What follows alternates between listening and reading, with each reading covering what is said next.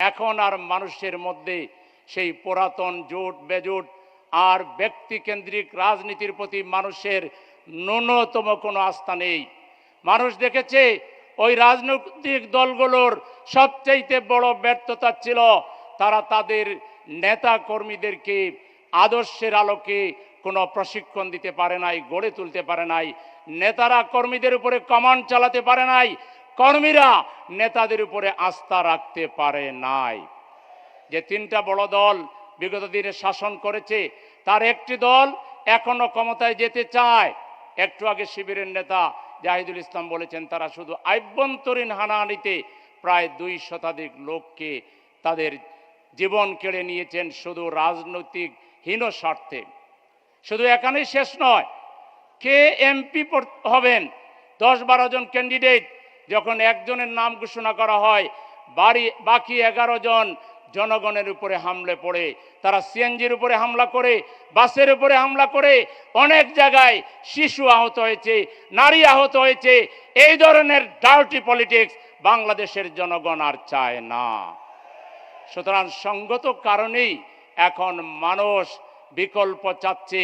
বাংলাদেশের মানুষের সামনে গত 54 বছরে জামায়াতে ইসলামী যে গঠনমূলক সুশৃঙ্খল মানবিক রাজনীতি উপহার দিয়েছে, এখন মানুষের সামনে জামাত ছাড়া কোনো বিকল্প আপাতত নেই। এই আন্দোলনে যে জামাতের শিবিরের বিরাট অবদান ছিল তার প্রমাণ হলো 1 আগস্ট 2023 সালে শেখ হাসিনা জামাত ইসলামী এবং ইসলামী ছাত্র শিবিরকে অন্যায়ভাবে নিষিদ্ধ ঘোষণা করেছিল। তাদের ধারণা ছিল জামাত শিবির নিষিদ্ধ হয়ে গেলে তারা জঙ্গি বলিটা ক্র্যাকডাউন করবে, আন্দোলন দুর্বল হয়ে যাবে, এরপর সাধারণ ছাত্রদের উপরে তারা ক্র্যাকডাউন করবে। কিন্তু উনি ডিজিটাল ফেক ডিজিটাল বলতেন, আসল ডিজিটাল জামাত এবং শিবির বুঝে।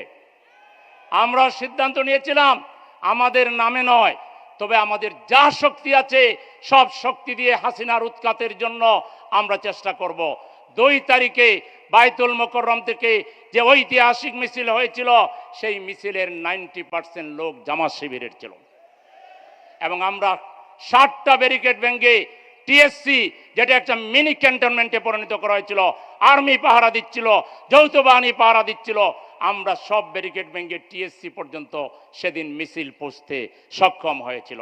সেদিনই মূলত হাসিনার চূড়ান্ত পতনের পদধ্বনি তৈরি হয়েছিল।